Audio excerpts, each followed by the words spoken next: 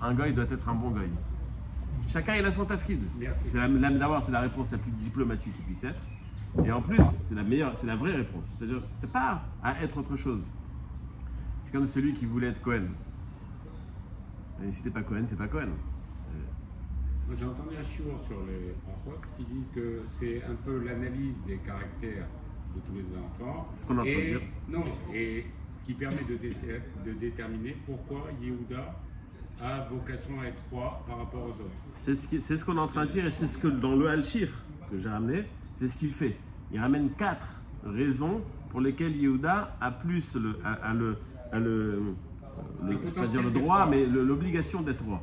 Donc oui, c'est ça. C'est-à-dire qu'encore une fois, la bracha, c'est pour ça que c'est une analyse sans concession de tous les enfants. Mais c'est une analyse du passé, du présent et à travers ça le futur. Donc pourquoi Yehuda il est destiné à être roi. Donc il donne, en vérité, il dit à Rouven, toi tu étais par exemple Pachas Kamaim, c'est-à-dire tu as été réactionnaire, c'est pas bon pour un roi. Shimon et Lévi, ils n'ont pas pris conseil, ils sont partis tuer, c'est pas bon pour un roi. Mais Yehuda, justement, il est monté.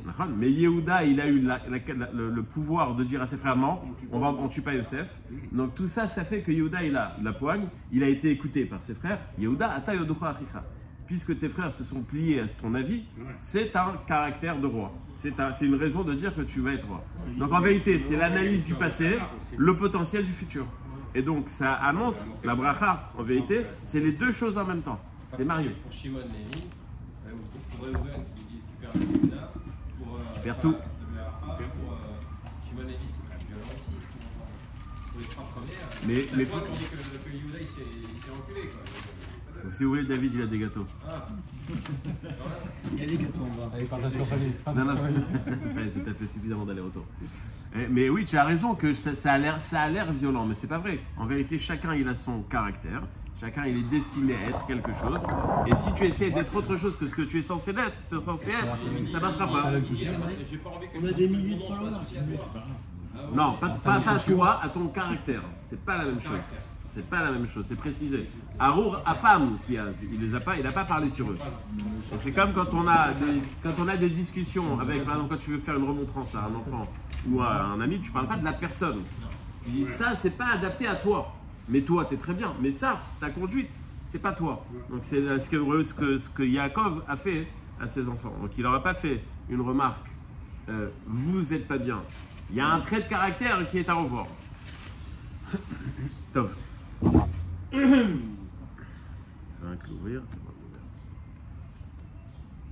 On en a parlé déjà maintenant, bien que ce n'était pas le sujet, mais ça fait partie du sujet. On a à la fin de la paracha, donc Yaakov qui demande à ses enfants de se réunir et il leur dit: je vais vous annoncer ce qui va se passer dans le futur. Sauf qu'au final, ça n'a pas été annoncé. C'est-à-dire qu'il n'a pas dévoilé le quête. Avant d'expliquer ce que je veux dire, j'aimerais simplement ramener qu'il existe un interdit minatora, les galotes et taquettes. C'est-à-dire même si je sais, et je sais, quand le Mashiach viendra, je ne vous dirai pas. Alors les Rishonim, il y a plusieurs explications, mais une des explications, la plus simple et la plus compréhensible, c'est que, sachant qu'il y a 2000 ans, on aurait dit le quête, s'il est dans 2000 ans, les gens ont dit, c'est pas dans 2000 ans, hein, vous le rappelez quoi, on verra. Hein. Donc on aurait été meillage tout le monde, donc c'est pour ça qu'il y a un interdit. Mais aujourd'hui, certains pensent qu'il n'y a pas cet interdit. On pourrait, si on savait, dévoiler le quête. Il y a des histoires. Oui, il y a des rabbanim qui tous les jours te disent c'est demain, c'est hier, c'est avant-hier, c'est notre homme. C'est marqué dans la Gemara. Il y a marqué que Eliyahu Hanavi lui a dit Ayom. Il a dit à Rabbi Shua ben Levi, il lui a dit Ayom. Il a dit quoi? À la fin du jour, il n'est pas arrivé. Il a dit Ayom im tishmeu. Aujourd'hui, si vous écoutez, c'est marqué comme ça dans la passage. Porte de Rome, là, c'est ça? Il y a aussi ça. Donc en vérité, on pourrait, si on savait quand est-ce que le Mashiach allait venir, aujourd'hui on pourrait le dévoiler. Puisqu'on est vraiment à la porte d'eux, donc c'est pas, si on te dit c'est dans 20 ans, bon bah tu te dis il me reste encore quand même 20 ans, mais ça vaut le coup de travailler pendant 20 ans. Donc Yaakov avec nous quand il veut les galotes et taquettes, au final il a, on va dire, quelque chose qui le fait comprendre que il ne peut pas dévoiler le quête, il a un silouk shprima, il a très peur quand il voit ça. Vous pouvez faire cette devinette à vos enfants. Quelles sont les lettres qu'il n'y a pas dans le nom des 12 shvatim? Il y a 4 lettres qu'il n'y a pas. Quand il a voulu dévoiler le quête, quand est-ce que le Mashiach viendrait, et qu'il comprend que le ciel ne veut pas qu'il dévoile, il est choqué. Il dit, mais pourtant, dans les lettres de mon fils, dans les lettres de mes enfants, il n'y a ni la lettre chet, ni la lettre tête. Il n'y a pas de chet au terme faute. Donc pourquoi est-ce que tu ne veux pas que je dévoile à mes enfants, puisqu'ils ne sont pas compatibles avec la faute, puisque ces deux lettres n'existent pas? Il lui répond la Shrima, il y a encore deux lettres qu'il n'y a pas. Kouf et Tzadik. Kouf et Tzadik, c'est quoi? Ketz. Donc toi, tu dis que tu devrais dévoiler parce qu'ils n'ont pas de trait, mais ils n'ont pas de Ketz non plus. Donc c'est pour ça que Yaakov Avinu ne pouvait pas dévoiler quand le Ketz allait venir. Pourquoi on dit que c'est le Ketz forcément et pas l'avenir simplement de ce qui attend les enfants après la mort de Yaakov? Donc en l'occurrence, le fait que Yehuda soit roi, le fait que... C'est ce qu'il leur a dit en fin de compte. Dans la passage, c'est marqué Be'acharit Hayamim. À la fin des temps, pas à la fin du temps. Faut de pas... mes jours. Non, de mes jours non, parce que Yaakov il est mort le jour même. Mais Acharit Hayamim, c'est la traduction, c'est la fin des temps. Non, la fin des temps. Acharit Hayamim, c'est la fin des temps, c'est relevé. Et Acharit Hayamim. S'il y avait marqué Acharit Yamim sans le He, alors certains disent que ça aurait été le sens, ça aurait été la fin de la galoute d'Égypte. Mais comme il a dit Acharit Hayamim en général, et il y a un calcul aussi, je ne sais plus exactement, Hayamim ça arrive au 5e millénaire, donc c'était la fin c'est-à-dire à la fin, dans ce qu'on est en train de vivre aujourd'hui. Dans le Tiferet Shlomo, il ramène une explication très sympathique sur ce passage-là justement, Asher Ikra Etrem B'Acharit Hayamim. Il dit comme ça, il dit que quand on fait acquisition de quelque chose, il y a un acte d'acquisition qui s'appelle Meshicha. Meshicha, c'est tirer. Quand tu achètes un animal, tu le tires, il devient ta propriété. Mais il y a deux façons de faire cet acte. Cet acte, il est symbolique, il est ce qui va finaliser. Aujourd'hui, on le comprend, enfin, On va faire Shabbat, on ne peut pas faire ça chez nous. Shabbat, on va tirer les animaux. C'est Mouktsé, c'est un autre problème. Non. Et après, à part le problème du Kinyan, il y a un problème de Mouktsé. La prise, elle marche ici? Non. Alors, c'est pas branché. Ah non, je sais qu'il a débranché. Je crois qu'il a débranché le brûlant hier. Il fait des économies d'électricité, bon, c'est pas grave ça. Regardez. On va négocier. Il n'y a pas de bouclier énergétique. C'est où le jus d'orange ou l'électricité? Il faut faire attention. Les Kitsour, donc il y a deux façons de faire cet acte symbolique. Il y avait, je ne sais plus quel rave qui avait dit qu'il y avait des goïms qui venaient au Beddin, au tribunal rabbinique, et que quand le rave il y a un kinyan qui s'appelle Soudar, il lève la chose comme on fait au mariage. Le gars il dit, je sentais dans mon cœur qu'il y a quelque chose qui s'est passé. Il y a un acte de kinyan. Donc il y a deux possibilités, où je tire l'animal, je le tire, donc je le force, ou alors je l'appelle, je lui fais un signe, et il vient, de lui-même. Nous dit le Tiferet Shlomo, et Tacher Ikra et Trem Bacharit Hayamim, Ikra c'est il va vous appeler. À la fin des temps, comme on l'a déjà dit plusieurs fois, et comme on le voit au final, il y a beaucoup de juifs qui ne sont pas encore comme ils auraient pu être. Comment est-ce qu'ils vont changer? Il y a deux possibilités. Première possibilité, il va vous tirer de force, ça se fait mal, ça attrape au cou. Et Tacher Ikra, il va vous appeler. C'est-à-dire qu'il va envoyer un message, comme si elle envoyé un message, et ce message allait réveiller beaucoup de gens. Et c'est ce qu'on voit aussi. C'est-à-dire qu'il y a énormément de gens qui font tchouva, mais c'est d'eux-mêmes. C'est comme s'ils ont senti un jour, ils ont une vision, là, je rigole. Mais ils ont eu comme ça, un rappel. Ils ont eu quelque chose qui les a marqués. J'ai un élève à Tel Aviv qui me pose, ça fait quelques années, toujours la même question. Mais comment ça se fait que moi j'ai fait tchouva et pas mes amis? Il ne pose pas ça en tant que moi j'ai fait tchouva. Il ne sait pas ce qui lui a pris, quoi. C'est-à-dire, d'un jour à l'autre, ça l'a intéressé. Pourquoi est-ce que c'est... C'est-à-dire, c'est une bonne question. Pourquoi est-ce que lui, ça lui arrive et les autres, ça leur est pas arrivé? Je dis peut-être que toi... Pardon? Comme? Non, mais ça, c'est explicable. La fiscale, elle marche plus. Donc, on comprend que Yaakov va parler de... On va parler de la Géoula. On va parler de la Géoula. Dans le passage, quand on parle de Yehuda, puisque vous avez commencé à parler, il y a marqué Gour Aryeh Yehuda. Gour Aryeh, c'est un lionceau.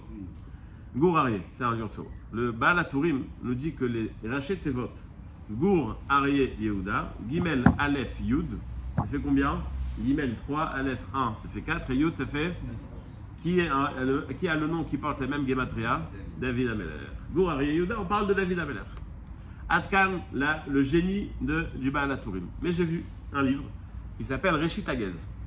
Il y a un rave qui habitait à Tunis ou à Djerba. C'est sûr, je veux dire. Ouais, il s'appelle Gaz. Réchit Agez. Comment? Peut-être. Il était en Tunisie, il était en Tunisie. J'ai fait le brit d'une famille dont l'arrière-grand-père était le Moël de Tunis. Donc il m'a montré un article, ils ont mis son nom, surnommé le Sire Concis. Très sympa. En tous les cas, donc, ce rave là, Réchit Agez, il donne quelque chose qui est très sympathique. Il dit que les lettres qui restent de Gour Aryeh Yehuda, si on laisse les lettres qui restent, c'est, j'aurais marqué pour ne pas oublier, c'est les lettres donc Vav, Resh, Resh, Yud, He, etc. C'est la gematria de Emet. Emet, 441. Et Emet, en vérité, c'est toutes les lettres de l'alphabet. Aleph, c'est la première, même celle du milieu, et Tav, c'est la dernière. Et alors, il te dit que puisqu'on parle de Géoula, comment est-ce qu'on va arriver à la Géoula? Seulement par les lettres de l'alphabet, c'est-à-dire par l'étude de la Torah. Donc pour arriver à la Géoula, il faut qu'on soit tous en mode d'étude de Torah. Sauf que, on n'y est pas encore. Alors j'ai vu un truc qui m'a fait kiffer, qui va vous faire kiffer je pense. Comment est-ce qu'on peut donc espérer arriver à la Géoula, mais on n'est pas tous, ou pas suffisamment, on va dire, en mode d'étude de Torah. Il y a un rave qui s'appelle Rabbi Yaakov Kaminetsky, qui habitait aux États-Unis, qui était un des grands donc, des États-Unis, un des grands de la génération des États-Unis. Il y a une histoire très connue qu'on raconte à son sujet. Il a pris une fois l'avion avec son petit-fils, et toutes les 5 minutes, son petit-fils venait le voir: papy, t'as besoin de ci, t'as besoin de ça, t'as besoin de ci, t'as besoin de ça. Et le type qui était à côté de lui, il dit: c'est incroyable, comment est-ce qu'il s'occupe tellement bien de toi alors que chez nous, pas du tout? Alors il a dit: écoute, nous, on pense que l'homme, c'est plus on est proche de Moshe Rabbeinu, plus il y a une importance. Vous pensez que l'homme descend du singe. Et donc, plus on est proche du passé, plus on est proche du singe. Donc ton petit-fils, il est plus éloigné du singe, donc il est mieux que toi. Mais moi, je suis plus proche de Moshe Rabbeinu, donc je suis mieux que lui. Donc lui, il me respecte parce que je suis plus proche de Moshe Rabbeinu. Toi, il ne te respecte pas parce que tu es plus proche du singe. Donc ce Rav a donné une explication incroyable. On parle dans la paracha de Zvulun. Il y a marqué Smart, Zvulun, etc. Il y a une réchette, comment je dis une réchette? Une grille ou une enseigne? Une enseigne de Kolélim qui s'appelle Issachar Be'alecha. D'accord? Il y a des milliers de Avrechim qui sont payés par une personne. Vous le voyez, vous ne donnez pas un shekel, quoi. Vous êtes sûr que ce n'est pas possible qu'il tire autant de Avrechim, et tous les jours, je ne sais pas comment il fait, quoi. Tous les mois, je pense qu'il a un miracle. En tous les cas, Smart Zvulun, etc. Donc on a le fameux accord Issachar Zvulun. Vient Rabbi Yaakov Kaminetsky, il dit: bon, apparemment la Torah dit que c'est à égalité. Génial. Maintenant, quand on va arriver dans le monde futur, qu'est-ce qu'il va faire Zvulun? Il va vendre des canettes? Qu'est-ce qu'il va faire? Il faut bien qu'il soit... Si tu dis qu'il a égalité, c'est que quand il va arriver en haut, il va être pareil. Il va être exactement pareil que Issachar. Sinon, c'est pas égal. Mais qu'est-ce que Issachar il va faire là-haut? Il va étudier. Il va développer la Torah qu'il a déjà appris dans ce monde-là. Le pauvre, lui, il connaît pas ça, hein? Comment? Il n'y a plus besoin de soutenir, premièrement. Il n'y a plus rien à faire, il n'y a plus de business. Il va faire passer en douce des choses au Geilam, il va faire de la vente noire. Il leur fait pas ce truc du mur. Hein? Non, il dit comme ça, il dit: si on dit que Issachar et Zvulun, ils sont à égalité. Donc quand on arrive au Olam Haba, on est à égalité. Il faut savoir que c'est un vrai contrat. On est à égalité. Alors moi, j'ai étudié toute ma vie, je me suis cassé la tête. Je connais un petit peu, je connais beaucoup de Torah, je connais. Quand j'arrive là-haut, je suis accepté dans la classe, on va m'expliquer ce que je connaissais pas, mais j'ai un niveau. Mais Zvulun, il ne connaît pas encore. Avec lui. Comment? Il est associé avec lui de toutes les manières. Oui, mais il est associé, mais s'il comprend rien, il comprend rien. Non, mais il comprend pas. Son srout, c'est le même. C'est ce qui va. C'est justement là la question. Son srout, c'est le même, mais il est ignorant. Donc s'il a un srout en tant qu'ignorant, on va dire: tu sais quoi, t'es accepté. Tu peux rentrer à Ponovitch. Oui, mais je comprends rien, il parle en yiddish. Ça sert à rien. Donc au final, ils sont pas à égalité. Donc forcément, il dit: non, c'est pas possible, c'est sûr qu'ils sont à égalité. Mais, comment? Les mercatins, c'est lui qui soutient celui qui étudie. Non, mais d'accord, mais c'est pas ce qu'il dit. Et alors? Dans les massés, c'est lui qui supporte. Non, pas et alors. Mais dans la voiture, les roues, elles sont dans la boue, et quand tu es au volant, tu es dans la clim. S'il les soutient, ok, il va pas être pareil que moi. Mais non, mais justement, c'est tout Il est pas- il est pas- qu'il a élargi ce qu'il Mais a. on est d'accord. Mais vous ne comprenez comprenez pas que je pose une question pour arriver à une réponse. On est d'accord qu'ils doivent être à égalité. Là, c'est comment? Comment est-ce qu'il peut avoir égalité? C'est comme si je dis: moi, je vais payer une bourse d'études à une personne. Le gars, il devient professeur en, je sais pas moi, en astronomie. Ah, je dis, bah oui, moi, je peux vous expliquer la lune. Mais qu'est-ce que Le tu Ah, salaire, rien. le salaire, c'est l'effort, c'est pas le niveau. Donc, Mais il faisait un effort au travers le. Non, mais c'est bien même sûr, celui il qui met ça pas. c'est-à-dire qu'on n'est pas dans un problème de compréhension, pas compréhension. C'est celui qui s'est efforcé, qui s'est cassé la tête, il aura un salaire. Non, mais moi, ce qu'il veut dire, Après, il je est dans comprends la- qu'il y a un problème de langage, de communication, mais ça, c'est pas. Mais notre comment ça, fort. comment ça marche alors? Il y a peut-être Donc, un statut à c'est part. pas de notre Écoutez, fort. on sait ce Il y qui a va peut-être se un statut passer. à part. Non, mais, mais quand on vient faire une. Quand, Je vais faire la question. non, mais quand on vient faire la vente et dire que Issachar et Zvouloun sont à égalité, il faut être cohérent. On part du principe que ceux qui vont étudier là-haut, ils vont être sur un piédestal plus élevé que ceux qui ne comprennent rien. C'est rien. D'accord? Non, ça c'est marqué. Ça c'est marqué. Ça c'est marqué dans la Gemara. Elle te dit justement que Rabbi Akiva, il n'était pas tranquille. Je crois que c'était Rabbi Akiva, Rabbi Hanan ben Zakkai, jusqu'à qu'il a vu le passouk qui disait Etzraim il amachazekima vetomka meushar. C'est-à-dire, au départ, il parlait de Hameharatim, genre laisse tomber quoi. Mais bon, ils ont une porte de sortie. Mais viens, Rabbi Yaakov Kamenetsky dit mais cette porte de sortie, elle sert à rien. Ok, il a soutenu, il a soutenu. Maintenant, tu sais quoi, Baruch Hashem, ton Rav, il est accepté à la Yeshiva de Ponevezh et toi aussi. Et le pauvre, tu le mets dans une Yeshiva de Mekoubanim qui étudie en chinois. Il est foutu, il sert à rien, ça sert à rien. Donc ok, il est accepté, mais ça sert à rien. Non, plus de. Plus c'est faux. Il peut aller à l'école maternelle. Ah, bonne question, bonne remarque, bonne remarque. Chazak ou Baruch, Chazak ou Baruch, mais il pose une question. Et c'est pas possible. Donc qu'est-ce qu'il est en train de dire? Il est en train de dire, bon, Hachem, il peut lui donner. Qu'est-ce qu'il y a? Il lui met une clé USB, hop, le lendemain, il connaît tout. C'est possible. Il dit, ça marche pas comme ça. Dans la Torah, ça marche pas. Dans la Torah, c'est que le Hamal. S'il n'y a pas de Hamal, il n'y a pas de Torah. Et avant de naître, Chazak ou Baruch, avant de naître, on étudie la Torah. Mais on l'oublie à la naissance, dit Rabbi Yaakov Kamenetsky. Donc on l'oublie à la naissance. Donc pourquoi est-ce qu'on l'oublie à la naissance? Pourquoi est-ce qu'on l'oublie à la naissance? Parce que justement, il faut avoir du Hamal. Ah, dit Rabbi Yaakov Kamenetsky, maintenant j'ai compris. On lui a donné toute la Torah. Mais il vient dans ce monde, c'est pas pour faire une belle vie, c'est pour se casser la tête. Ben, il y en a un qui s'est cassé la tête et étudié, l'autre qui s'est cassé la tête, comment est-ce que l'autre va étudier? Donc le casse-tête, il a été à égalité des deux. La Torah, on va lui donner avec le casse-tête, on peut avoir donc les deux. On va lui donner cette Torah. Ah, il n'a pas eu de casse-tête, bien sûr qu'il a eu un casse-tête. Lui, il s'est cassé la tête pour gagner 100 € en plus. C'est 100 €, ils sont partis chez l'Avrère. Donc il a eu son Hamal. Donc il a eu le Hamal pour la Torah. Donc il te dit, celui qui travaille et qui travaille dur, Hamal du travail, puisqu'il a associé son Hamal à l'étude de la Torah, au final, il est considéré comme s'il a eu du Hamal et donc il va recevoir la Torah. Donc, oui. C'est un mitzvah, celui la Torah, il a pu continuer, il a reçu un salaire déjà. Et alors? Alors il a reçu un salaire, celui qui a travaillé, qui a reçu un salaire. Non, il a reçu un salaire qu'il peut continuer à soutenir. Vadaï. Vadaï. Comment? Il y a beaucoup d'histoires de Hamé qui se sont retrouvés à côté de grands syndiqués. Et Boucher Nanas, par exemple. Très connu. Comment c'est que moi je me trouve à côté de ce Ou au Gan Eden, tu parles? Au Gan Eden, tu parles? Ce que tu poses comme question, c'est ce qui est marqué dans la Gemara. Il est monté en haut, il a vu Elonim le matin et Tartonim le mala. Donc il y a des fois, nous on pense que lui il est mieux que lui, on ne sait pas. Mais ça veut pas dire qu'on doit se dire bon, je reste simple, j'essaie de viser haut, on ne sait pas. Il y avait à Bnei Brak, il y a le Sandlar, le fameux Sandlar, le cordonnier. Enfin, il est enterré aujourd'hui. Il est enterré à côté du Chazonish. Le Chazonish disait que le Sandlar c'est un des Lamedvav Tzadikim. On ne sait pas qui est quoi, on ne peut pas savoir. Je crois que c'était pas, il n'y avait pas de Galédel en Shabbat, c'était les Shabbat. J'ai pas compris. Je croyais qu'il n'y avait pas de Galédel en France, c'était dans En Corse? Vas-y, arrête. Non, j'ai pas entendu le truc. Encore. C'est-à-dire qu'il n'y avait pas de Galéden encore. Non, c'est-à-dire que Galédel, c'est pas pour tout de suite, quoi. C'est pour là, pour l'instant, c'est. Les Ratachem, Adna Vesrim, Vadaï. Non. Non, pas du tout. Non, parce qu'il fait allusion au Gan Eden qu'il y a ici, ensuite au Lamava. La distinction entre Gan Eden et le Lamava. Ah, ok, bah, j'en parle dans le sujet. Je sais comment il est vaste le sujet. Top, donc on a posé. Il avait été là, il voulait nous annoncer. Il y a urgent. Non, hier j'étais pas à Tel Aviv, j'étais à un mariage.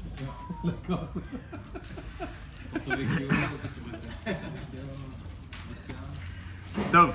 Donc, on a dit que la Géoula viendra par l'étude de la Torah.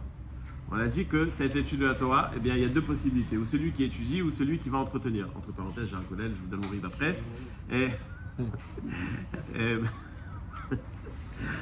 Maintenant, je vais terminer avec... Enfin, je ne vais pas terminer, non, pas tout de suite. Dans la suite de la paracha, hein, on parle de...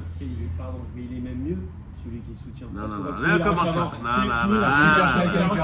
On vient de parler d'égalité. J'ai eu peur, je croyais que tu allais faire un don. Il a reçu la bracha avant, Zvouloun ou pas avant son frère Sarah?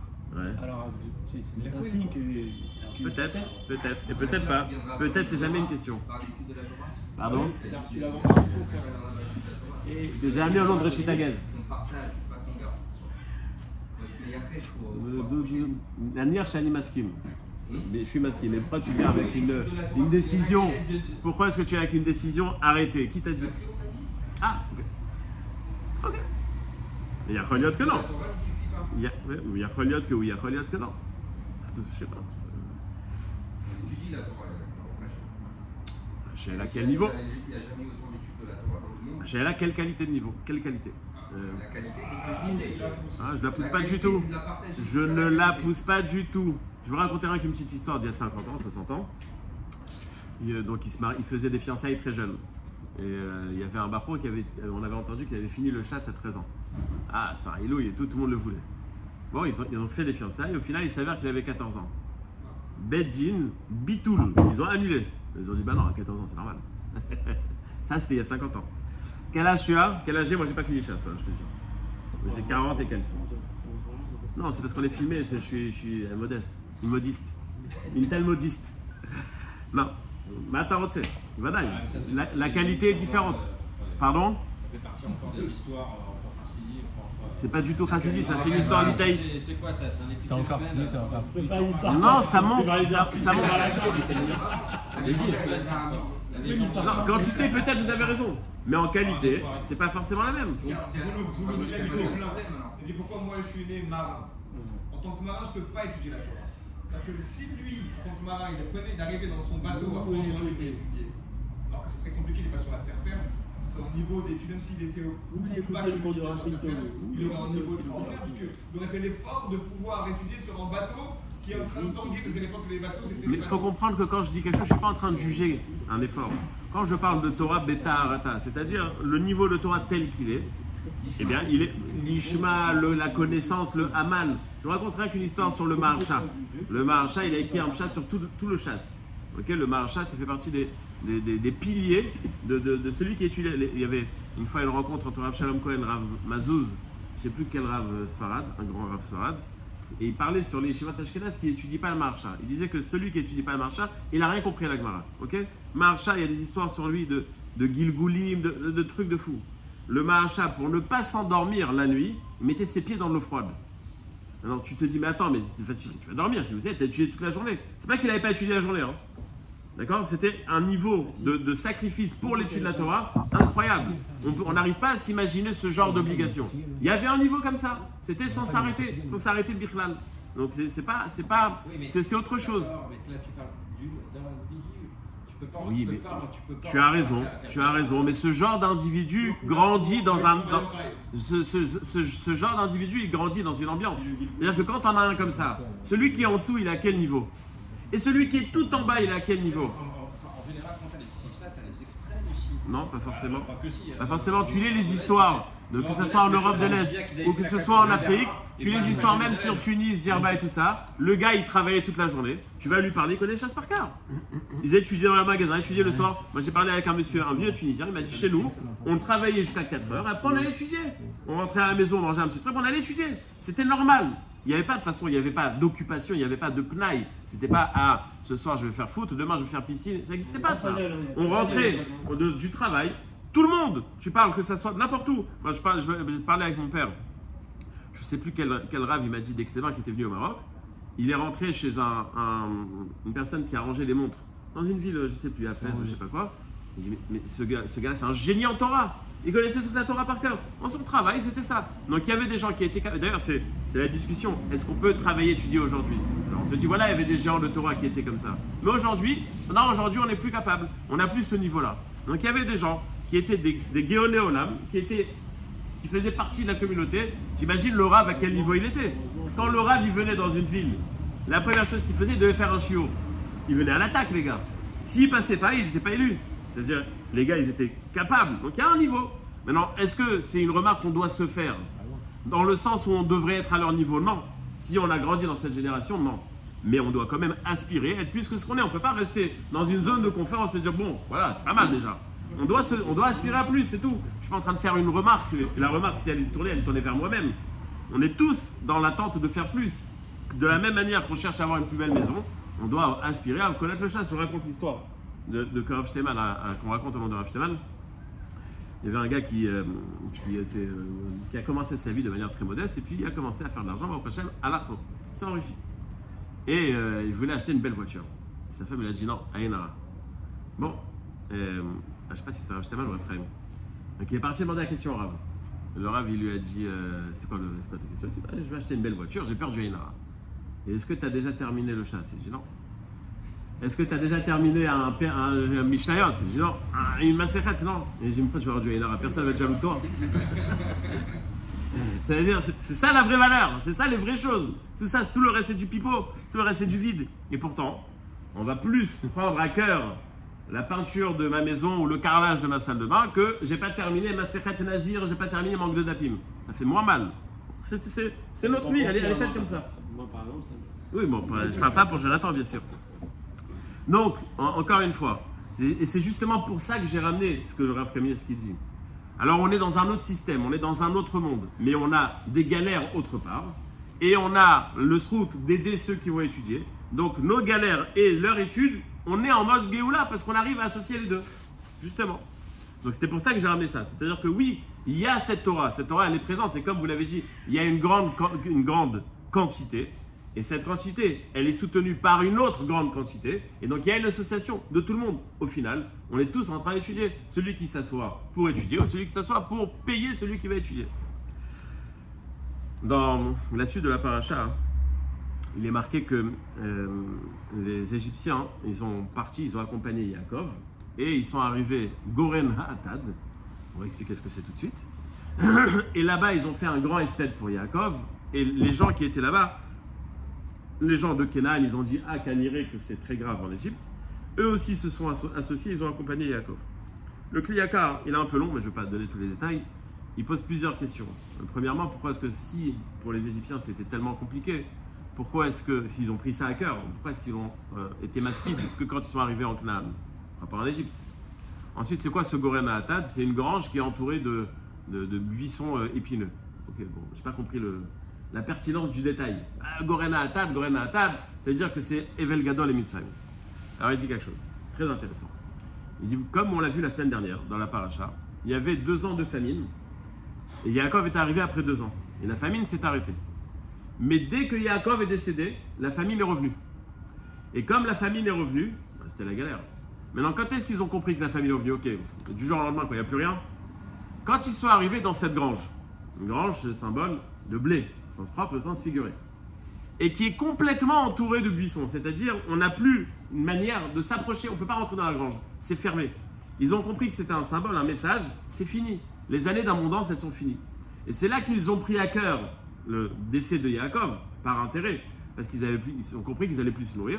C'est là qu'ils ont été affligés par le décès de Yaakov, c'est pour ça qu'ils ont fait un espède, et c'est pour ça que Canaan, ils ont dit, oh là, si c'est la galère en Égypte, ça va avoir un impact aussi sur nous. Puisque nous, on faisait des affaires avec eux, ça va avoir un impact sur nous. Donc eux aussi se sont associés au deuil. Et d'ailleurs, dit le Kliyakar.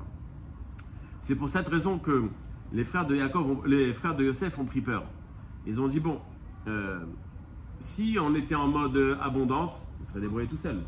Mais puisque la famine revient, on a besoin de Yosef. Maintenant, Yosef, il ne va pas forcément mal se conduire avec nous. Mais peut-être qu'il ne va pas aussi bien se conduire qu'avant. Et donc, quand on est en mode famine, inflation, c'est un peu plus difficile. Donc, ils ont pris peur. Et c'est là que Yosef leur dit, ne vous en faites pas. Je vais continuer à vous aider comme je vous aidais avant. C'est-à-dire qu'il y a le Kliyakar, à travers son explication, que la famine est revenue, explique la discussion entre les frères de Yosef et Yaakov après, au retour de l'enterrement, parce que justement, ils ont pris peur parce que la famine était revenue. Oui.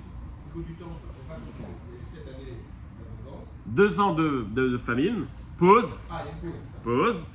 17 ans, Yaakov en Égypte, il décède et hop, reparti pour combien de temps, je ne sais pas, mais reparti. Comment les frères de Yosef, 5 ans. Peut-être. comment les frères de Yosef, avec leur niveau, ils pouvaient avoir peur que Yosef il déroule? Justement, c'est ce que le Kliyakar pose comme question. Et c'est ça qu'il répond. Vous associez quand tout va bien, tout va bien. Dès que ça va Est-ce qu'il a vraiment peur? Non mais imagine si dans les caisses de l'État, il y avait un surplus de 100 milliards, ok? on n'aurait peut-être pas eu toutes les disputes qu'on a aujourd'hui. Bon, tu vas payer pour ça, tu vas payer pour ça, tu vas payer pour ça. Mais dès que ce qu'il y a dans les caisses n'est pas suffisant pour tout le monde, alors chaque shekel on se dispute. Donc maintenant les frères ils ont dit bon, vous savez quoi, Yosef il est très gentil, il veut pas nous embêter. Mais ça c'est quand il est en mode, ça déborde.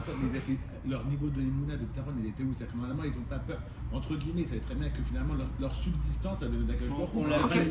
Tel biais ou tel biais. Au fil de l'histoire, puis après, J'entends la question. Ça passe par. Allez, Ça passe par le sar de pays. Non, pas du tout. C'est sûr. Mais non, alors tous l'arrêt, tu t'Akadosh Baruch Hu pour ta parnassa. Ça passe, oui, mais sauf que t'as un filtre avant. Et entre guillemets, il y a marqué que toute l'histoire de la descente d'Égypte, c'était justement Yaakov ne voulait pas descendre tant qu'il ne savait pas que Yosef était le big boss pour que sa parnassa ne passe pas par autre chose qui est Gdusha de Yosef. C'est très long à expliquer, mais Yosef est devenu propriétaire de l'Égypte et propriétaire de Paro, ce qui fait que sa parnassa était donc passée par la Gdusha de Yosef, ce qui fait que ça n'impactait pas les Bnei Israël. Dans les parachutes d'avant, c'est marqué. Je termine avec ce qu'on a parlé de Géoula. On a parlé de Géoula, et on a parlé de Géoula par l'étude de la Torah, et par ceux qui soutiennent l'étude de la Torah. Et non seulement il y a un soutien dans le sens de celui qui travaille vers celui qui étudie, mais on voit à travers le décès de Yaakov qu'il y a aussi un soutien dans l'autre sens. Quand Yaakov est là, il y a l'abondance, et quand Yaakov n'est pas là, il n'y a pas d'abondance. Je termine avec ce qui est marqué dans le Meshech Chochma. Pakod Ifkod Etrem, Vehe la Etrem. Hachem va vous ramener en Israël.